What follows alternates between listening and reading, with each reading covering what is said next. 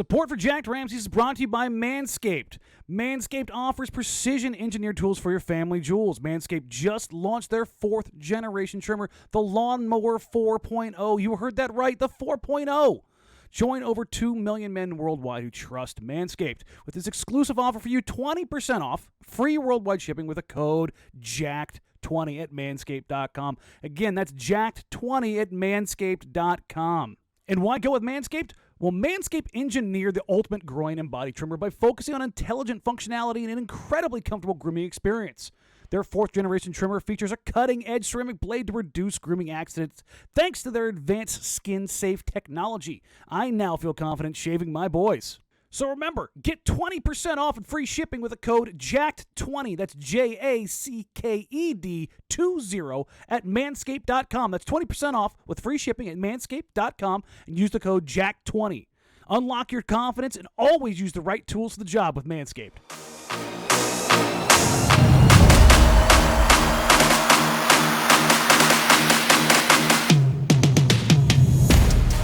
What's going on, everybody? Welcome into Jacked Ramsays. I'm your host, Danny Marang. I am flying solo dolo today because, well, Sprague is off in Hawaii and having a lot more fun than me. That's basically how this one's going. I was going to have some guests on, but we had so many freaking questions. I decided to just kind of do this one solo and save the guests for their own podcast. First of all, appreciate all of you for being here. Thank you so very much. We're getting through the first now 3 weeks of the new pod, and everything is going tremendously well. If you're listening right now, there's a good chance you just heard our new sponsor, Manscaped. I talked about that already a little bit. We've got some more lined up and be able to do some cool stuff with the community. Hopefully, I'll be able to share more of that here in the next couple of weeks, but that's the business stuff out of the way. Basketball. Well, it's the least fun time this season now. You've got the deadest of dead periods. The next 3-4 weeks is kind of, okay, can we get to camp? Can we see who's going to be everybody healthy, everything being good? But in between, we will get hashtag muscle watch, where guys will put on anywhere between 5 and 20 pounds of muscle. That is a crucial part of the season. Guys will work on their jump shots. They will dedicate themselves to more precision and timing, influence, and aggressiveness defensively. Let's see, what's another really good one? The coaches, Chauncey hit, listen, and this has nothing to do with Chauncey, this has everything to do with coaching cliches. Chauncey did a media barrage in Las Vegas, and I think he hit every single cliche just spot on. We're going to hold guys more accountable. And I saw a lot of people, that's good to hear. That's what Chauncey's here to do that. And it's like, okay, Terry Stotts did the same thing. But okay. New voice. Okay. That's cool. We're going to get out in transition. Heard that for 9 years. We're going to shoot less threes. But then we rolled that one back. We're not going to shoot less threes. That was a bridge too far, even for a coach cliche. It's typically shoot more threes. This time it was, we'll shoot less threes. And there was a lot of pushback because there's a roster full of guys who like to take and make threes. So, but yeah, that's what this. We've already seen, or at least I've seen, videos of Ben Simmons in pro runs, taking left-handed jumpers, hitting threes on the run. Darius Bazley, I believe, was in that video, as well as Aaron Gordon. Not exactly your group of perimeter shooters, but further proof that everybody in the NBA, even the worst shooters, can hit everything in an open run. So, if you want, there's a video out there of Steven Adams, I think, hitting like 36 straight threes or something ridiculous like that. Bottom line is, guys in the NBA are really good. And the sliding scale between us and mere mortals and them, the gods of basketball, is huge. So yeah, something to keep in mind. But yeah, it's that time of year, right? It's just sit back, pray, hope, do all those kind of things. I don't know if this is, for me at least, it's not the time of year where I'm super stoked. I'm mostly doing a lot of research. And that leads to, I guess, the stokedness of like, okay, hey, we're going to work with this, we're going to work with this, we're going to work with this, and then I'll see what kind of comes together. Typically, you've got a little bit more new to work with, but they don't. They've got three new guys to work with. Sneller more, as we've taken to calling them, and Tony Snell, Cody Zeller, and Ben McLemore. Greg Brown has always been signed. We had a little bit of fun with him at Summer League. There's still one more guy to be signed. I'm fairly confident, nearly entirely confident, that Paul Millsap will not be that individual at this point in time. I think he's kind of going to sit this one out as far as training camps are concerned, pull the old vet move, and then end up in either Brooklyn or Golden State. So it'll be interesting to kind of see what comes out of that, but we'll see what happens. There is the weird possibility he could end up with the Lakers with Gasol not being 100% committed right now, but I think that's a bit of a dark horse. But as always, this is a Mailbag podcast. Sunday nights into Monday morning. I'm recording Sunday night here at 7:14 p.m. Holy shnikes, you guys got a lot of questions in. Lots of questions. I actually had to cut some. And as always, if you don't hear your question, it's not because I didn't like your question. It's because it was saved for another day. Thank you to everybody who got them in. There is, like I said, a ton here. I'm going to go kind of in my own little order here, not necessarily the order they came in, which is typically what I do. But we're going to start with where something Sprague and I hit on last live show on Thursday. And this is two different questions. I'm going to kind of roll into one. First from Project Backcountry at Project Backcountry. There we go. Can you speak the Draymond deal into existence? Nothing more. And then from Quentin Smith at Q Ball 2018. Did the Blazers got Draymond? How good of a fit would he be paired with Nurk? First of all, if I could speak deals into existence, I love Draymond. He's very far down the list of guys that I felt like I could speak deals into existence. But yeah, I would like to speak that deal into existence. Being able to move Covington and Derek Jones Jr., something along those lines would make sense for kind of fitting it all together. But that team in the Bay Area, they are going to be content as long as they're winning, and I don't see Dre forcing his way out if they're winning. Now, if things go sideways or if the young guys don't pan out, he could raise a bleepity-bleep storm and force his way out. And I think Dre would not be above that. He's got all the cachet. He's got the contract that he's going to get. He's got his accolades. He's fine. He's comfortable in his own skin. He can set the world on fire there and be fine. As far as Quentin's question, as far as if the Blazers get Draymond, how good of a fit would he be with Jusuf Nurkic? So here's the thing. And this is also the same kind of issue you have to worry about with a Ben Simmons. Draymond will take the three. He probably shouldn't most of the time, but he will. Ben won't. The flip side of this is Ben has downhill gravity with the ball in his hands. He is a force. He has created more open three-pointers and more three-point looks than anybody else in the league since he's come into the game. Draymond works better in 4-on-3s as opposed to a primary initiator, but you could run some pretty incredible sets offensively with both him being Draymond and Nurk in some horn sets. I think you could also run some high-low actions, honestly, with either one as a playmaker. The problem here is both are subpar finishers. That would be a problem for Portland. You would have a lineup featuring everybody but Norman Powell being a subpar finisher at the rim. That's already a problem that is getting exacerbated. That's where Ben Simmons comes in. I'm going off memory here. I believe Simmons finished 74 or 73% of his shots at the rim. If somebody wants to do the check on that one, I believe that's what it was. It was an astronomical percentage. And that's what he does. Everybody knows he's trying to get there. He's very much like Giannis in the sense of, if I want to get to the rim, I'm going to go to the rim. There's not a damn thing you can do about it. Cool. Dre does not have that. He does not have that functionality. But Dre is also not, he will more often than not make the right decision on both sides of the floor. You don't question his effort more often than not. And you don't question whether or not he's committed to the game. That's your kind of trade-off.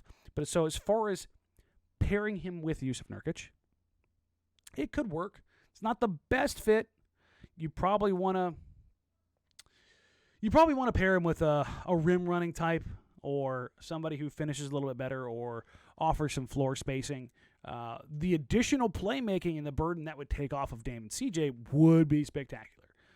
But if you got Draymond in Portland, you would definitely want to look to move CJ McCollum too for somebody who's a bit more of a finisher, floor spacer type.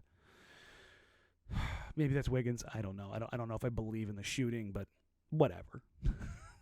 It's kind of where I'm at on that one.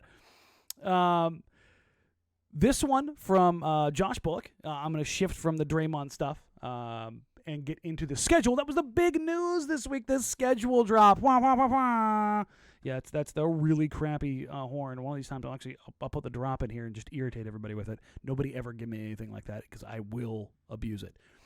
But it's time to do the pick'ems. So I ran through my first pick'em. Let's pull up the chart, ladies and gentlemen. The chart says there's 82 games in a season. 41 at home, 41 on the road. And the Blazers schedule, if you go to blazersedge.com, I did a quick little breakdown of it. 14 back-to-backs, a 6-game road trip, 2 5-game road trips, the 6-game road trip and the 2 5-game road trips, all in the final 40 games. That's a lot. Think about that. 16 games right there.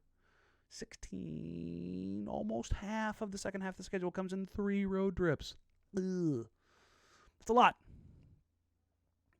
But Josh Bullock asks, at Jab Aspie, based solely on personal and schedule, where do you see the Blazers at the All-Star break? So let me pull up the handy-dandy chart one more time because I closed it.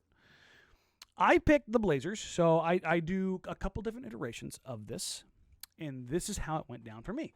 I go win-loss, win-loss, win-loss, win-loss, win-loss, whatever it is, not based on schedule, purely based on opponent. Opponent. My very first run, I had the Blazers at 44 wins. I typically, anytime I run into I give it to the opponent. That's typically how I go. I want to be on the lesser side. I don't want to overestimate. I never do. Always err on the side of caution. Always. I'm a business analyst. I'm an intelligence analyst. That is, you go based on percentages. That's what you go off of. And the percentages and the data say Portland will not be healthy. Yusuf Nurkic will not be healthy. Cody Zeller will not be healthy. They will miss chunks of games. Beyond that, you have unproven depth off your bench. They could be good. They absolutely could. They could be great. But, historically, it does not bode well for teams introducing a brand new bench and having a front court that you're heavily reliant on being injury prone. So, if I'm putting a number down for the season, Vegas has the win total at 44.5. That pegged them at 8th in the Western Conference, which I believe is about right, anywhere from 6th to 8th.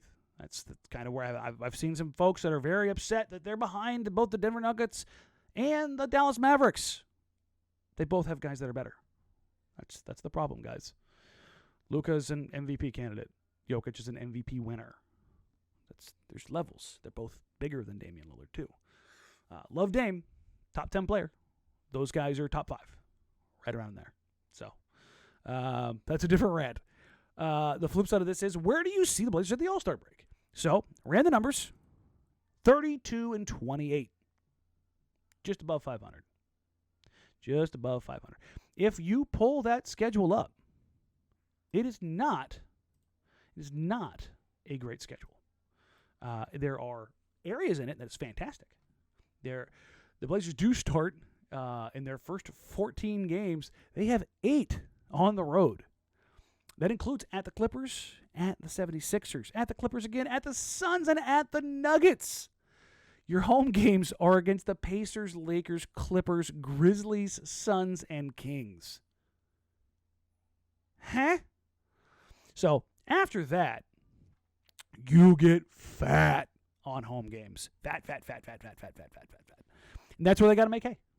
They can't have a year like they did before where they weren't great at home. The goal is always 500 on the road. 500 on the road, then handle business at home. That is the goal. It was kind of weird last year, COVID and everything else, shortened schedule, But 32 wins at the break. So the break is coming on February 16th, I believe, this year. Yeah, that's the 8-day window. And the Blazers have a nice little group of games heading down that stretch back into January, into February. That's at the Rockets, at the Bulls, at the Thunder, at the Lakers. Come home for the Thunder again, the Bucks, the Magic, the Lakers, the Knicks, and then out on the road against Milwaukee and Memphis before heading into the All-Star break. So, Houston, they're going to be really bad. They'll be fun, but they're going to be really bad. But they got a bunch of athletes, and those teams in the past have historically killed Portland. Oklahoma City, same thing. Young, athletic, you never really know. Those are games Portland should win. So that's 2 games against OKC. Game against Houston. Lakers, you never know what they're going to do with resting guys. The Magic are going to be bad. The Knicks, who knows? Memphis, so you've got a couple games that are real tough. You got a couple games that look like they should be pretty easy. And then you come out of that home stretch, out of that All-Star break stretch, and by God, hold on to your hats.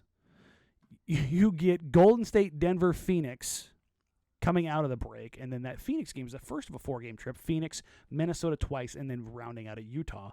Then coming back home once for the Wizards before going out on that 5-game trip. So that's 9 out of 10 on the road.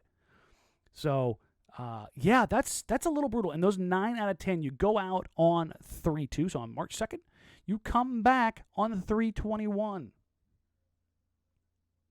10 games, 19 days, 9 of them on the road. Awful. But, again, this isn't part of the question, but this is kind of where I'm going to do the whole schedule roundup kind of deal here. After that stretch, which is brutal, it is brutal. There's no doubt about it. You get San Antonio, Houston twice, Oklahoma City, New Orleans, San Antonio twice again, Oklahoma City, New Orleans again, then rounded out with Dallas on the road and Utah at home. You have got a 10-game stretch against teams at the bottom of the conference. Now, you might have to fight with New Orleans. They might be a team that's fighting for a play-in spot. Otherwise, you get some teams that might be tanking. Or you get the weird thing here where Houston pops 2 years too early and they win 40 games. And they're like, oh, maybe we can get the playoffs. They got an ownership group that wants to see a little bit of money. Hard for me to see it, but I've seen weirder things. So All-Star break, slightly above 500. You come out, you got a brutal stretch. If you could get through that, I can see 50 wins. But I don't think they're going to get through that. And I think that ultimately when they get down to it, 46 or 47, that's where they're going to end up.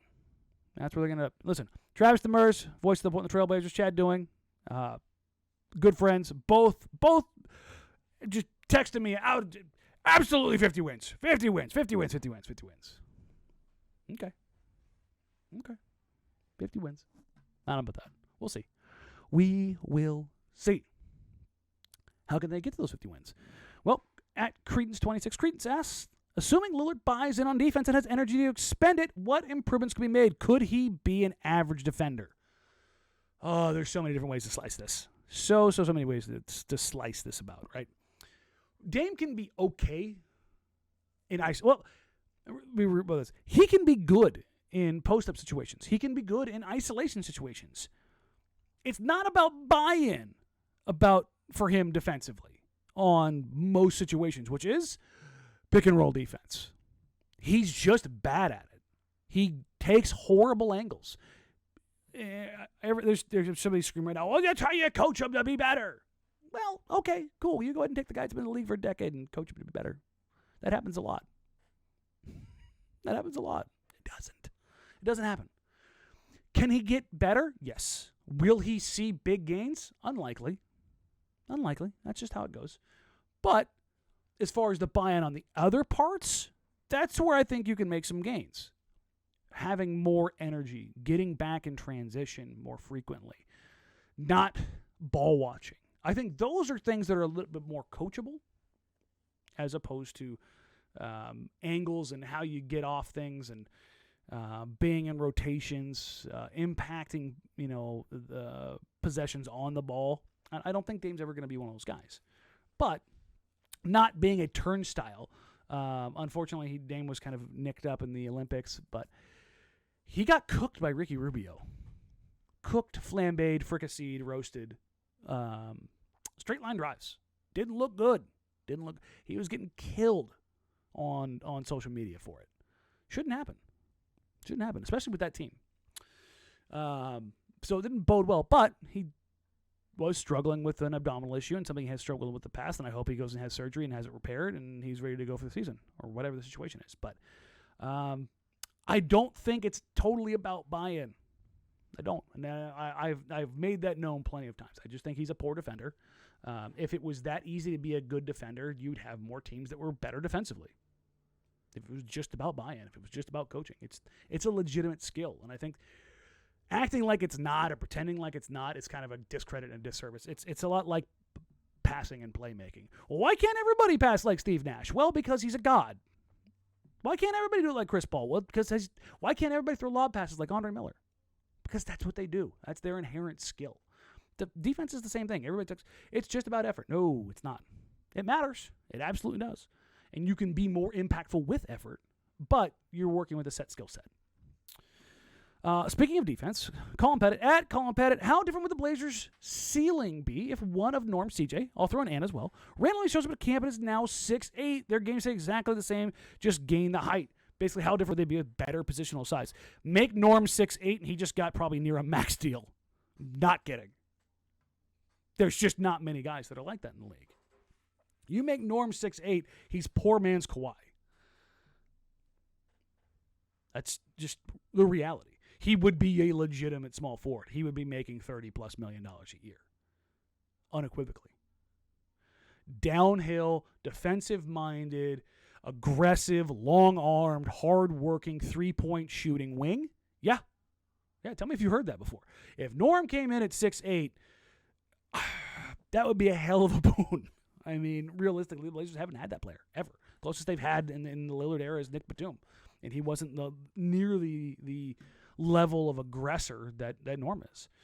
As far as ceiling, you're still limited by Damian CJ in the backcourt defensively, but now you're 6'8", 6'7", 7 foot. That certainly looks better. It looks very reminiscent of Harkless and Aminu. But better versions of them, significantly better versions of them, and Norm and Covington. So, but yeah, for me, it's always going to be the same. There's a hard ceiling with Damian CJ. That's just, I'm always going to end up there. The guy that has to be at that number 3 spot or number 4, whatever, it has to be a no BS superstar. And you probably need a little bit more out of a Covington type too, to really put yourself in that competitive landscape. Like this is where we're going to go. Along that way, I've seen a little bit of this already, so I'll take this one for Portland Hoops. At PNW Sports 503, Kyle Anderson and Dillon Brooks are said to be available for the right price. What price might that be in your estimation? Would Anderson be overqualified for our backup 4-3 role? Yes, he would be overqualified because he's a starter. He's a starter. He's a very good player. One of the more underrated players in the league. Not athletic at all. Nicknamed Slow-Mo for a reason. But a very good playmaker. He is this generation's kind of Boris Diaw, where you're like, he's not that good, was he? Then you look at his advanced stats and you're like, holy crap, this guy is good. Like, he just does stuff. He impacts winning. I like him. Always like Kyle Anderson. I would have loved if Portland could have got, swapped CJ out. Hell, if you could swap CJ for Anderson and Brooks, you're cooking with gas, to be honest. I despise Dillon Brooks. Despise him. But Anderson and Brooks for CJ would be pretty good. Not only that, Portland would get off of a deal that is overpaid with CJ. Would allow them to have a little bit more room in the books. Would allow them to reset a little bit quicker. But yeah, he'd definitely be overqualified. If he did come off the bench, if Anderson did come off the bench, he is your no doubt 6 man. He's still playing 30 minutes a night. That's how I would roll it if he had to come off the bench. Me personally, if you did up CJ for Slow-Mo and Brooks, I would start Anderson, bring Brooks off the bench. That's how I would do it. I would go with Dame, Norm, Slow-Mo, Cov, Nurk. If you wanted Brooks to be your point of attack defender and be smaller, Okay, that's fine. I like what Anderson brings a little bit more, especially his playmaking. But you could go either way.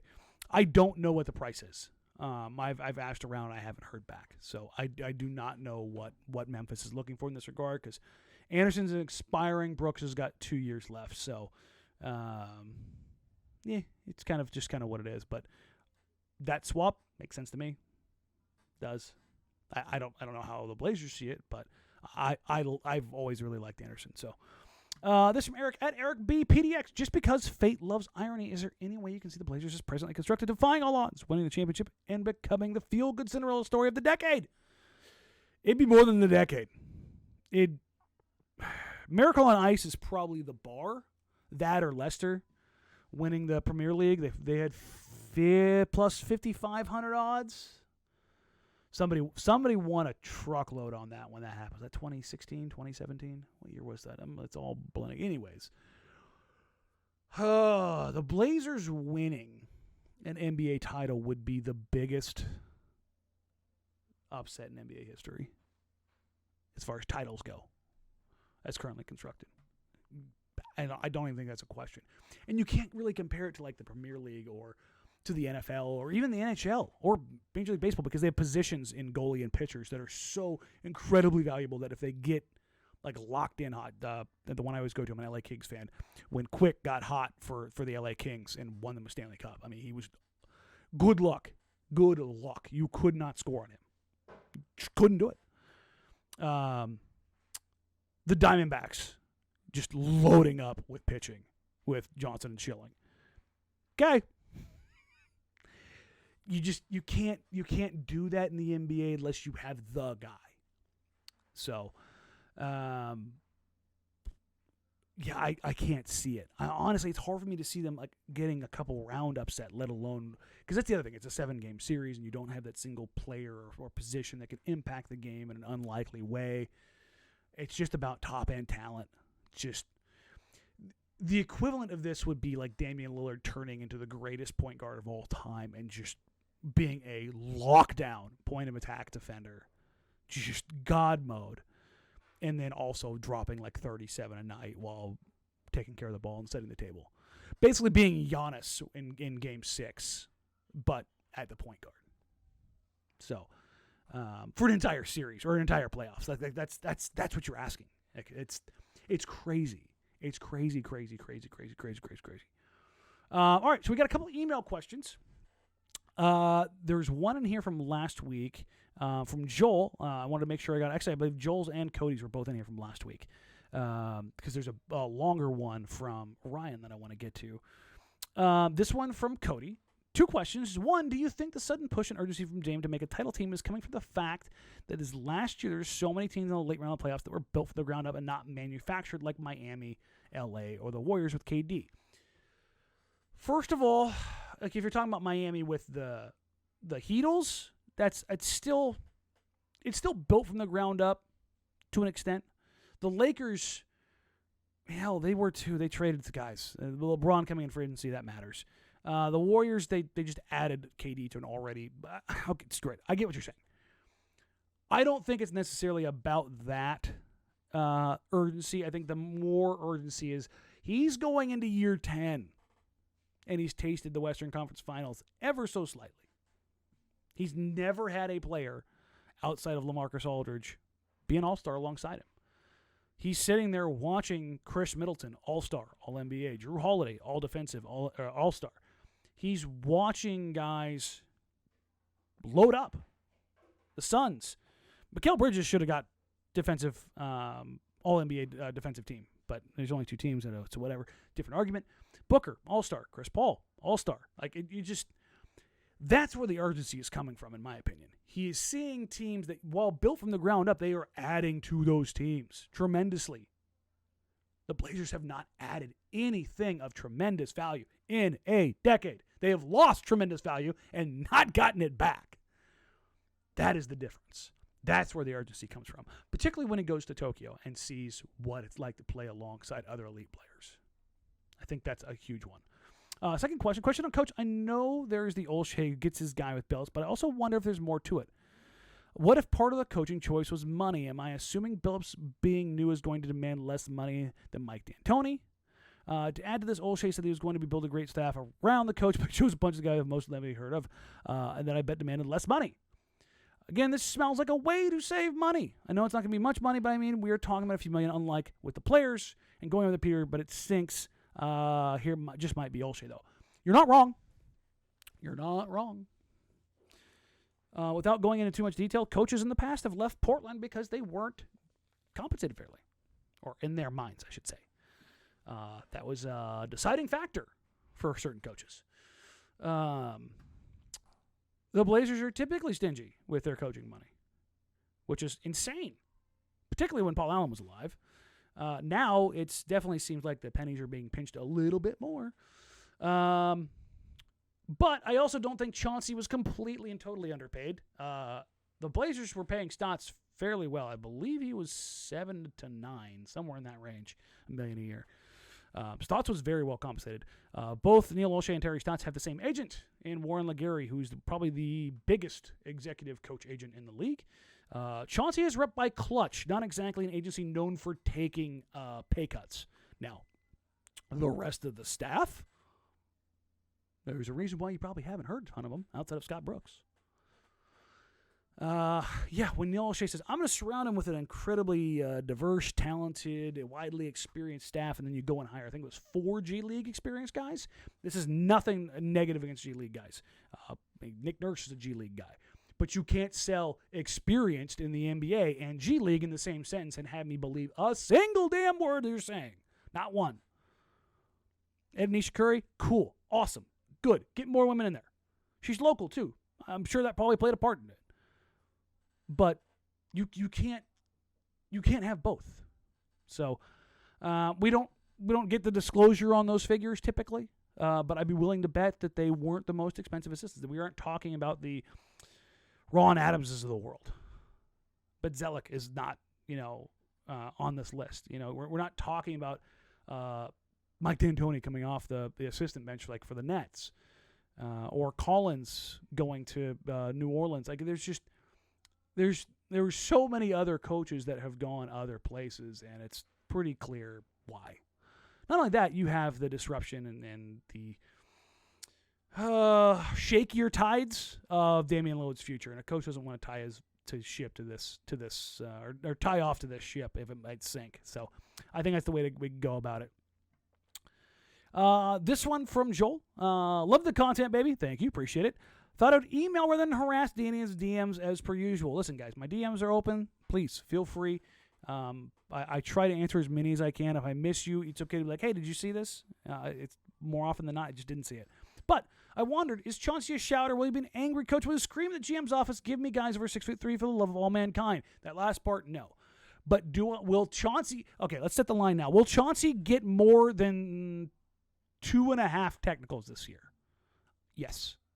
Yes, he's a former player. He's going to chew somebody's ass. And I don't mean like somebody on the team. I mean an official. As far as, is he a yeller? He was a barker as a player, not a overly exuberant yeller, but barking commands, I can see that. It's going to be interesting. We got the reports that he is going to hold guys accountable. And in the NBA, how you hold guys accountable is with playing time. Whether or not he is going to use that, the playing time with the veterans, is going to be interesting. Because otherwise, how do you hold guys accountable in the NBA? It was, you pull them aside, you talk. There's no accountability there. That's what I try to always emphasize. We've heard CJ on the Woj pod. Yeah, he's going to hold me more accountable. Accountability has something tied to it. If they're not going to mess with playing time, there's no accountability. Boo-hoo, you yelled at me. I make $100 million. I don't give a damn. That's the kind of thing that you have to deal with here. So what will that accountability be? That'll be interesting. And how does Chauncey go about that? That to me is one of the most interesting storylines of this season. Will they need to be held accountable? Will a different voice just not make that an issue? But if they run up against it, is Chauncey going to call a timeout and chew Dame's ass for not getting back. Is that going to happen? Are we going to get Greg Popovich making Tony Parker cry? It'd be quite the change. Quite the change. All right, this was a big question, and I really like the way that Ryan phrases. Ryan Halpern writes, "Hey guys, so I finally got a chance to read through Seth Partnow's NBA player tiers columns. Real quick, there's so much of this back and forth, like you can only consume so much content. When there's good content out there, I want you guys to read it. I want you guys to see it. I want you guys to watch it. I am never going to downplay whether it's Quick, whether it's Fentress, whether it's Richmond at Locked On, whether it's Hold All with the Blazers. If somebody does good stuff, I'm going to plug it here. Seth Partnow does great work. He worked for the Milwaukee Bucks. He was the director of research for years. And he did a breakdown of player tiers. I think it's a top 125. And for The Athletic. And it's great. It's a good way, at least in my opinion, to go about framing actual value. What players are no BS top 10, top 12, top 15, top 20, top 40, top 100 players. You hear like, oh, he's not even in the top 50. There's a lot. Most players aren't in the top 50. So using this for framing is very cool. So back to the question. He saw that and ranked all 5 Blazers starters, but wasn't particularly high on any of them. Norm came in at 5A, Nurk 4B, CJ and Covington both on 4A, Dame at 2B. So those 5 tiers that are listed there, which is kind of funny that I think I would swap Cov and Norm for me personally. But I actually talked to Seth about this and where he settled guys and why he did what he did as it pertained to the Blazers. Because I was talking about a guy like Malcolm Brogdon who's on the same tier as CJ McCollum. And part of what Portland's issue has been is that they've overpaid for CJ, to be specific. You could get 75-80% of his production for significantly less money. The difference between the two salaries is not the difference in production. And I think that's something that has inhibited the Blazers for years. So when you look at where they're at right now, Nurk would probably be higher than the 4B if he could stay healthy. Norm just had his first real run as a no doubt dyed-in-the-wool starter. CJ landed as a top 40 player, or 40-ish, which is what I've been saying for 2-3 years. That's kind of what he is. I think that's not necessarily him not saying that's particularly high on him. Top 50, top 40 is a hell of a place to be. There's only one guy basically on every team better than you. And positionally, CJ, last time I did this, I think he was like 10th or 12th as far as like shooting guards go. Again, it's a good spot to be, but the difference is. Neil O'Shea keeps saying that this roster is going to contend with better coaching and better health. That's a lie. But these tier rankings don't seem to imply that. Basically, what you're seeing is that everybody else who evaluates talent, and Seth quite literally got paid to evaluate talent. He was director of research for the Milwaukee Bucks, helped trade for, build around, and structure the NBA champion Bucks. I always have to kind of like reiterate this stuff when I see people go, "You're an idiot, Seth," and it's like, okay, guys, we're gonna do this with the guy who helped basically build the title-winning team. That's what we're doing here. Okay. Anyways, but I don't think this is him not being high on him. Dame being 2B is a hell of a spot to be. There's only a handful of guys. He's right there on the cusp of top 10. The issue isn't Dame being where he is. The issue is their number 2 guy being 4A. Having another 2B, having a 3A, that's the difference. That is the difference in this team. That is the difference. Because they have too many guys that have too far a gap between Dame and everybody else. But get back to this question. It's a long question. But these tier rankings don't seem to imply it. So let's say Neil's somehow right and this roster pulls a Phoenix and finishes top 3 in the West in the mixed conference finals and shot at the NBA Finals. What does the tier list column look like in the respect of the Blazers? Which Blazers make it and which tiers are they ranked in?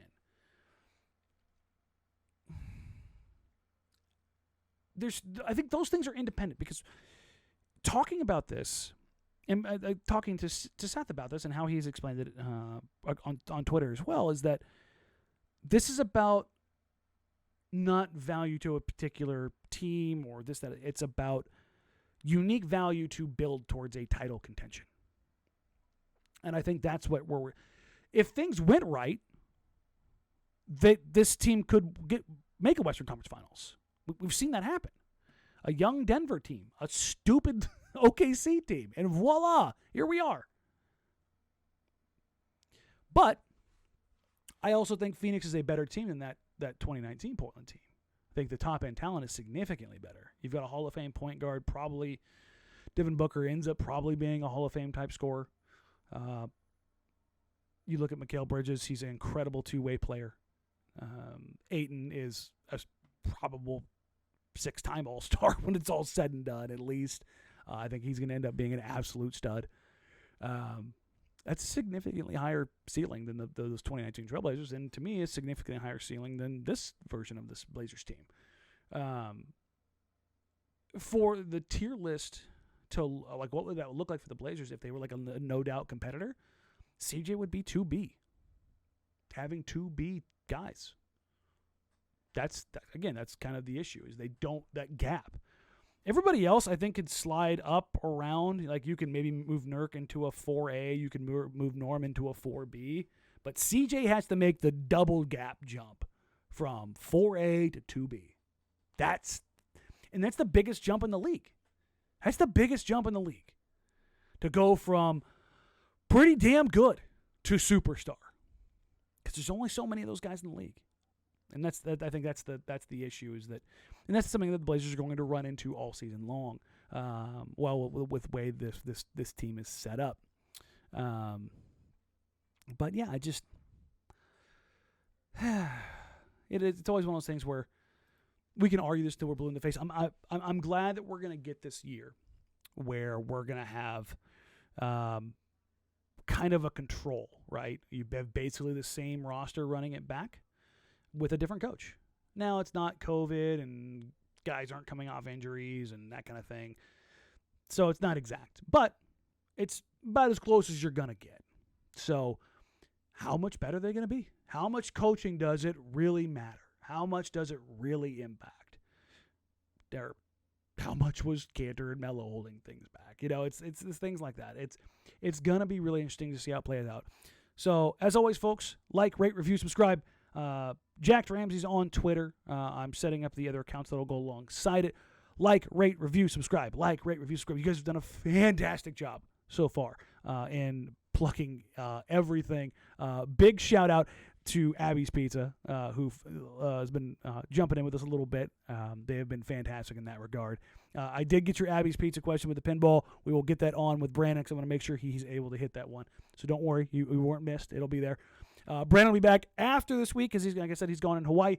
I've got some more guests lined up on social media, at Danny Marang, at DANNYMARANG on Instagram, at DMarang.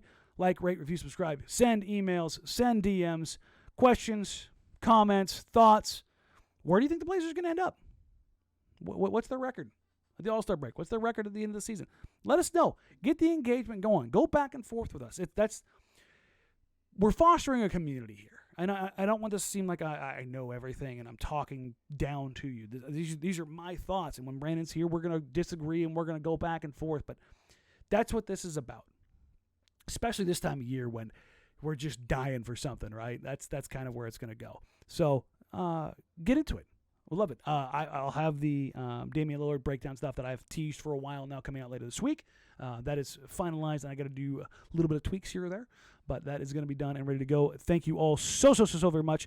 Thank you for listening to Jacked Ramsays, part of a Blue Wire podcast network. Again, like, rate, review, subscribe. Available wherever you can find your podcasts, and we'll catch you next week. Take care, guys. Bye.